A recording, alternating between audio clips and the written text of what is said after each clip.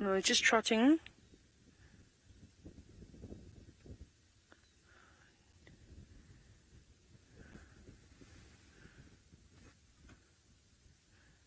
Good afternoon, everybody, and welcome to this live broadcast. In case you have just joined us, we are live from the Masai Mara National Reserve. You can see there's a beautiful cheetah with some zebra running in the distance, and they are very, very hungry. And I've got good news for you. It's not just one cheetah. There are 4 others too. It's the famous musketeers that roam around the Hamakop region in the Masai Mara, which are very, very cool. And like I said, this is live, so you can actually have a chat with me if you've got any questions about cheetah or just about coming on a safari in general. I'd absolutely love to hear from you. You can just comment away. But my name is Taylor, and on camera with me today bringing you this amazing footage is Manu. And I think we're going to need to just reposition just very quickly and just a touch, not too much. We don't want to get too close. We want to give them enough room, but I want to turn and face the animals just so you can also see what an array they've got on their dinner plate this evening. Well, potentially, whether or not they're going to catch something, that's what's exciting. They've been pushing forward for the last hour and a bit now, on the move, trying to hunt something but haven't been successful, and the conditions are now perfect. The wind is blowing a fair amount. There is more rain on the way, and it's getting to that sort of crepuscular light, which is quite tricky for the herbivores to see in. Now, Kobahora, you say lovable animals? Yes, to us, but perhaps not to the wildebeest and the zebra and the Thompson's gazelle, because that's what they're looking for. I think they're deciding on who they're going for at the moment. They've actually all split up, and it'll be quite interesting. Normally when cheetah hunts, it's typically quite chaotic, and you never know where to look. But there is one up in front that has decided to take the lead this afternoon, and hopefully he's going to be the one that initiates the hunt and starts the chase. Those guys that might hang around at the back and just see which wildebeest or which Thompson's gazelle, which zebra is going to be chosen. Now, as they're moving through herds like this, they'll be scanning, they'll be looking left, right, and center for potential weaknesses. Now, Michelle, you said that the sky in the background looks amazing. We are very blessed with the most dramatic skies this evening. Earlier I was talking about how it's almost like a tsunami of clouds, it just engulfing the Masai Mara. It is stunning out here. We didn't get much of a sunset. It was a little bit. It is behind us, but unfortunately our focus is on the cheetah right now. We might be able to have a look at the sunset in a little bit, but let's see what these boys get up to first. I'm just checking what the others are doing. They're still walking. Mila, you're wondering how far the cheetah from the prey? They're actually very close now. The camera's a bit deceiving. It makes the things look a lot closer than they are. They must be about 40 or 50 meters away from the prey. That's typically the distance that they need to sort of pick up the pace and start charging towards their prey. But I think they're trying to suss out what's going on in the herd. Here we go. Just trotting along. Not quite racing off just yet. Has it seen a wildebeest that it likes the look of? If there's a young wildebeest in here, they'll probably go for something like that. Even though there are 5 of them, and they'll be potentially together, they'll be quite strong. They want the easiest prey that they can take down without, of course, injuring themselves. Now, those striped animals in front, those zebra, are very, very strong, and I think it would be unwise for them to challenge some of those adults, because one false move, and I always say this, and a kick to the head or even to the sides could cause some serious damage. But wildebeest are just as dangerous to take on. They're armed with those horns. However, and they might have a better chance of taking them down. These musketeers are specialists at taking on wildebeest. But you can see the size difference, though. It's massive. And they're not afraid. And if you're wondering why on earth the wildebeest and things aren't running away, is they want to... Oh, here we go. Shelley, we've got a telepathic connection. You've just asked that. You were just wondering, why aren't the prey running away? So what happens often, it's not just with cheetah, you see it with lions and leopards too. If the prey species have spotted the predator, they make themselves known. They basically say, I've seen you, don't try and sneak up on me because I know that you're here. I'm going to be faster than you, I've got more stamina than you, I'm going to outperform you. And a lot of the animals do rely on stalking up to their prey. Cheetah don't necessarily, sometimes they'll just rush at it, but they only have a certain amount of sort of speed and that only lasts for a couple of 100 meters. So if they burn that out, then they're done, and they have to stop and have a little break. Manu, do you want to go up a bit closer before they disappear? Right, you can see how far away we are from these animals, which is really incredible to be able to put so much distance between us. And if you did see some of the other cars, this is a national park, so there are lots of other people here on safari, except we are the only ones that are allowed to stay here after dark. So everyone's going to have to go home soon. The park is going to close. So I just want to see what's going on. I just see that the zebra have picked up the pace slightly. I'm just watching 1, 2 cheetah. Where are the rest? 3 cheetah. They're not running yet. 4, 5. Okay. They're deciding what they're going to do. I just want to get into a better spot here very, very quickly. Oh my goodness, you are all going to absolutely love the view we're about to look upon. This is incredible. Look at all these animals. Look at the landscape, the clouds. What a spectacular scene. Here we go. 1 cheetah now running in. Now, the cheetah have almost formed a long line. I think they're trying to cause a frenzy here. I mean, that's really just a trot for a cheetah. The wildebeest are panicking quite a bit. Do you see all the youngsters in there? That's what ideally they're going to want to go for. There we go. There's a couple of them rushing into the herd, trying to cause havoc. And now, whoever gets their target first, whoever grabs one wildebeest or a zebra or whatever animal means, the others will charge in and help bring it down. But no one has rushed in yet. It's very hard to try and keep focus on where to look because they're so spread out now.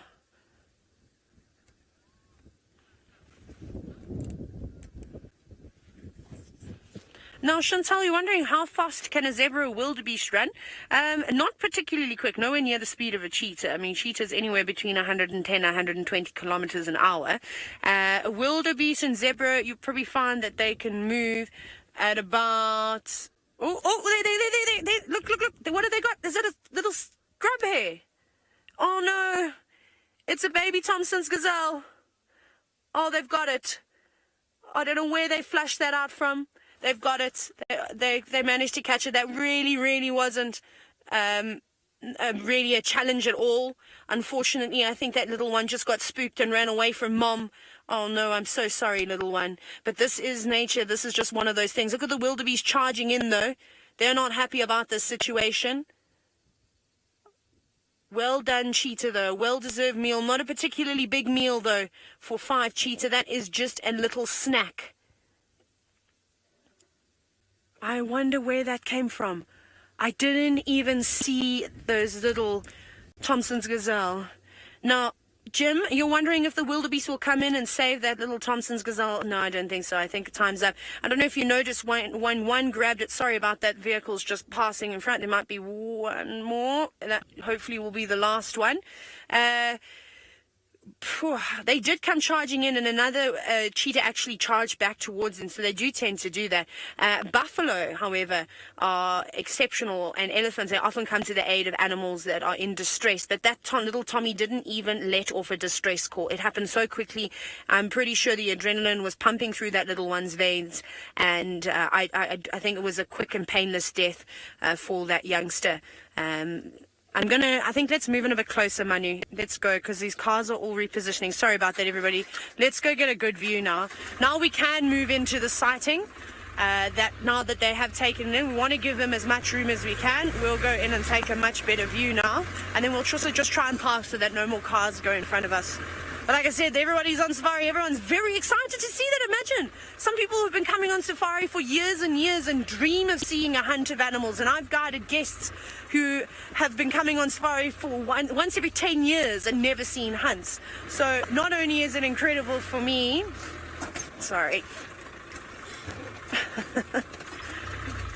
not only is it incredible for me, this car. I'm having the greatest time, as you can see, with this vehicle. It's going to park us up here. There we go. Just also because the light is fading just a little bit at the moment. It's getting dark quite quickly with the clouds.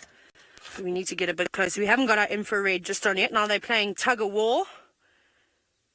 all trying to get a little bit. Like I said, I mean, they've basically finished it. It's pretty much done now. There isn't really much on a little Thompson's gazelle.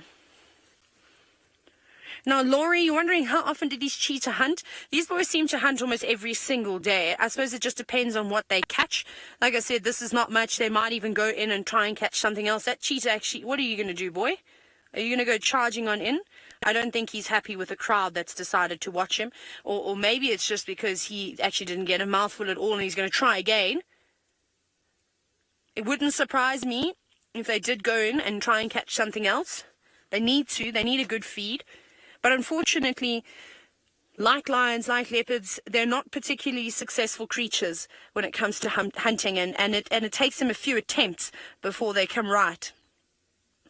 See, look at that. Who's going to be your target? There you go, trying again. Let's see. And they haven't got to full speed once. There you go. Who have you chosen? Charging after somebody. I can't see which wildebeest this cheetah's going for. No, a little bit intimidated having them charge past like that.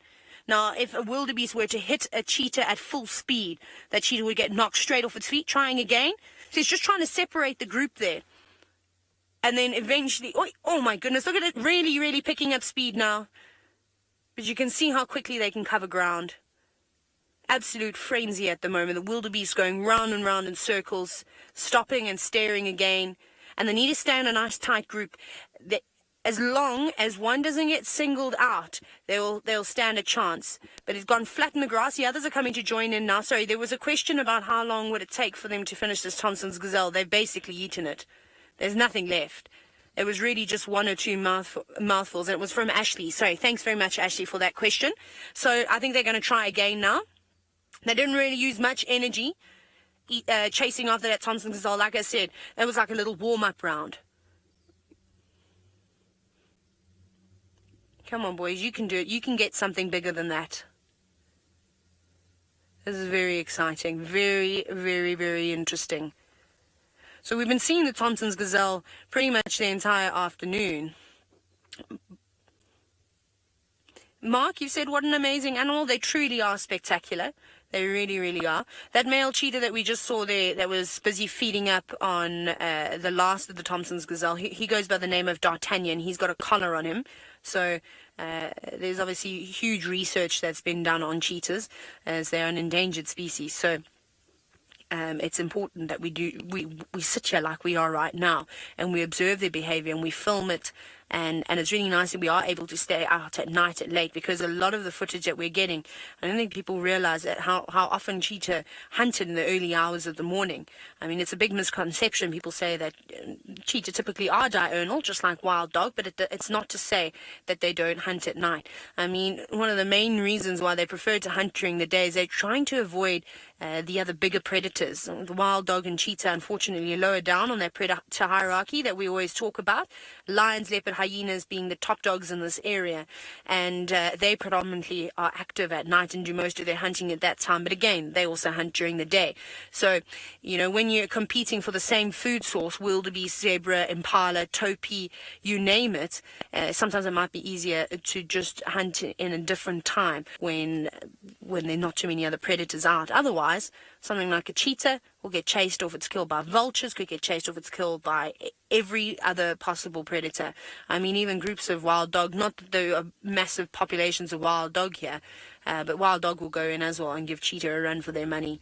So unfortunately, they really are right down at the bottom of the food chain. But you can see they keep going, they're just pressing forward. Let's reposition again, Manu. I think we're going to leave. D'Artagnan's still feeding. We're not going to worry about him because we can come back to him. He's just eating at the moment. We could get a second chase here. So I just want to go around him. But he was lucky there. There was so much happening. I actually didn't even see who ended up grabbing that young Thompson's gazelle in the end. It happened so quickly. I am still yet to even see where the Thompson's gazelle are.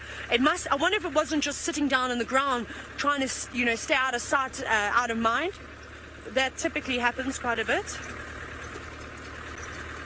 Right, where are these cheetah? Can you see them? We got them, Manu. This light is getting to the point where it's even starting to play tricks on my eyes. I mean, having to look very, very, very carefully. Okay, I see them. I'm going to pick up the pace just a little bit.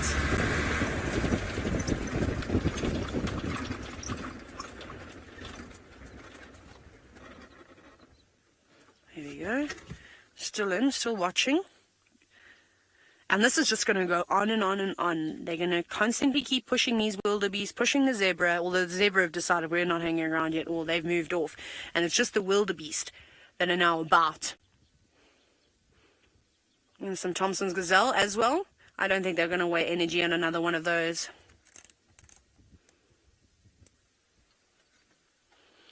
Now, Brenda, you're wondering if cheetah are the most successful hunting predators? No. It's actually the wild dog. The wild dogs have got the highest success rate out of the predators. I would say out of every 10 hunts, a wild dog will bring something down 8 out of those 10 times, which is pretty spectacular. And it's because they rely on stamina. So hyenas and wild dogs have got a completely different hunting strategy to that of the cats. Cheetah, of course, will try and get fairly close and then rush at their prey and run at top speed and try and knock them off their feet.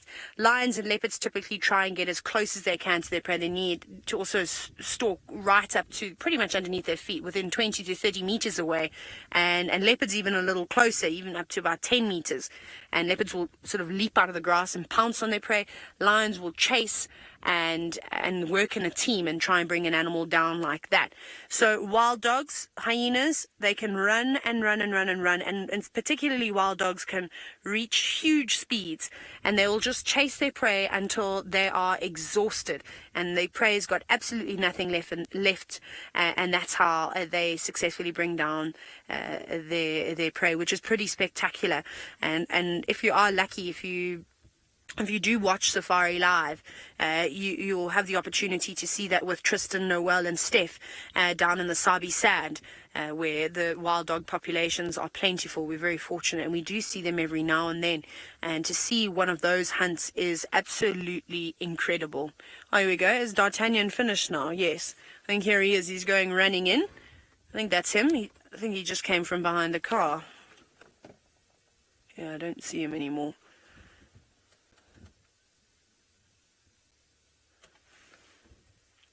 Now, as we sit here and sort of the night starts to fall upon us, and you're wondering whether hyenas would be watching this and wanting to move in. Most certainly. They haven't been making too much noise, though, and neither have the wildebeest. So unless there's a den close by or a hyena's just been wandering through, there's been nothing to attract them to this area. So if something gives off a distress call, I would imagine that at this time of night, the hyenas would just come racing on in towards these cheetah and then hopefully chase them off. If it's one hyena and these 5 cheetah, they might have a chance, but cheetah don't like to engage in conflict. They're not really equipped to fight off other predators. If you look at them, you can see that they're built for speed. Long, slender body, small head, underdeveloped sort of shoulders, but very, very powerful hindquarters. They don't have sharp claws. Their teeth aren't as big and strong and as sharp as a lion's or a leopard. So ideally, they want to just sort of take the defense side. Boys, you're going to have a break now. They've been on the move. They really, really have been missioning quite a bit today. I think what they might do here is I think they might actually settle down and have a little rest and try again a little bit. The wildebeest herds are now putting some distance between them and actually moving out of the area. That was incredible. We got to see a hunt. It was so quick. It was a little snack for these boys, but better than nothing, I suppose, when you're out here. And they didn't lose their meal to another predator. So I suppose it was a success for the musketeers this afternoon. But don't go anywhere. We are going to stay with these boys and see what they do. We're going to put on our infrared lights now so that we can view them without disturbing them at night.